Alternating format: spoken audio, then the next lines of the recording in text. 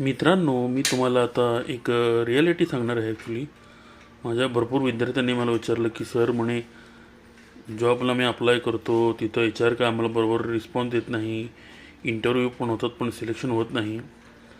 तर त्याचं खरं कारण म्हणजे काय आहे की आता रेफरल सिस्टीम निघालेली आहे. रेफरल सिस्टीम म्हणजे काय आहे की एच आरच्या हातात आता पॉवर नाही राहिलेली आहे की लोकांना सिलेक्ट करून ते लावून टाकण्याची.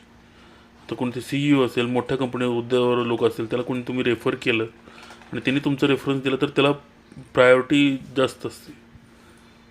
म्हणून तुमचा इंटरव्ह्यू जरी क्लिअर झाला तरी तुम्हाला सिलेक्शनची तुमची चान्सेस खूप कमी असतात ज्यांनी करून.